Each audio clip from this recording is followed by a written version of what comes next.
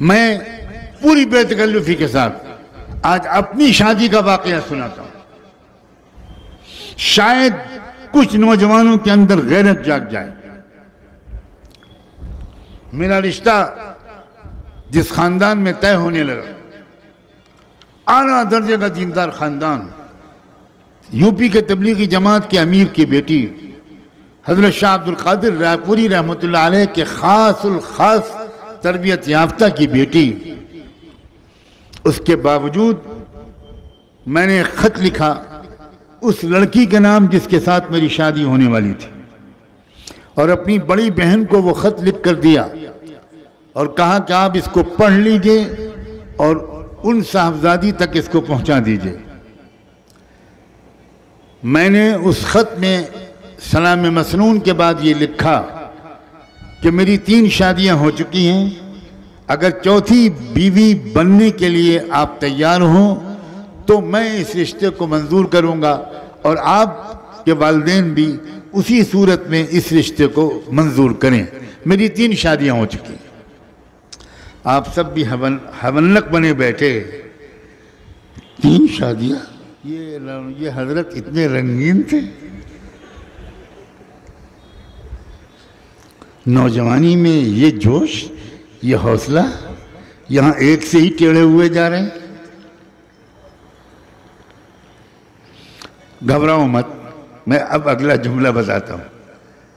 मेरी एक शादी हो चुकी है इल्म से, मेरी दूसरी शादी हो चुकी है जिक्र से, मेरी तीसरी शादी हो चुकी है दावत व तबलीग और इलाए कलिमतिल्लाह से। अब चौथी बीवी बनकर इन तीनों की सपोर्ट के लिए अगर तैयार हो तो मुझे मंजूर है, वरना अपनी जिंदगी को मशक्कत में मत डालना। मेरी बहन ने यह खत पढ़ा, कहा तुम्हारा दिमाग खराब, ये कोई खत देने का है? इस तरह लिखा जाता है कि मेरी 3 शादियां हो चुकी। मैंने कहा आप खत फाड़ के फेंक दीजिए, मैंने पहले से इसकी नकल तैयार कर रखी। आप नहीं भेजेंगी? मैं रोज शाम को मरकज जाता हूं, लड़की के वालिद साहब के साथ रोजाना मेरे 2-3 घंटे गुजरते हैं। मैं इंशाअल्लाह उनके जरिए यह खत भिजवाऊंगा जरूर, क्योंकि मैं क्लियर कट बात कहना चाहता हूं कि मेरी जिंदगी का एक मिशन है। मेरी जिंदगी का मकसद तेरे दी की सरफराजी, मेरी जिंदगी का मकसद तेरे दी की सरफराजी, मैं इसीलिए मुसलमान, मैं इसीलिए नमाजी। उनके वालिद इतने अल्लाह वाले थे कि जिस वक्त उनकी अहलिया ने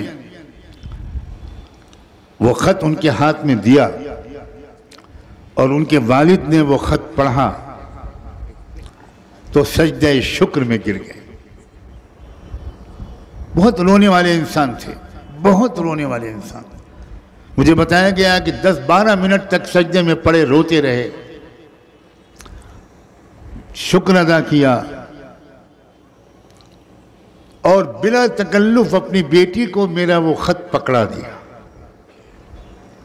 कि मौलाना सज्जाद मियाँ का ये खत तुम्हारे नाम आया है, तुम अकेले में इसको पढ़ लो। बेचारी बुरी तरह शर्मा गई होगी। खत पढ़ा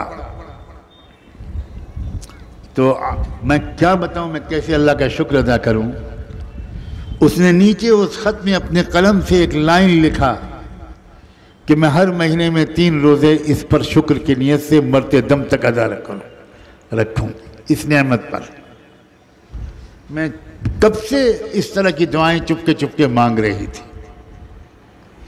नौजवानों, कुछ तमन्नाओं को ठीक करो, इस्लाम को समझो, इस्लाम के तकाज़ों को समझो, हिम्मतों को बुलंद करो और ऐसे साहिब किरदार बनो कि तुम में से किसी न किसी पहलू से इस मुल्क को, अपने समाज को, अपने शहर को, अपने मोहल्ले को, किसी न किसी तरह उसके एक एक फर्द को तुमसे राहत मिले, तरक्की मिले।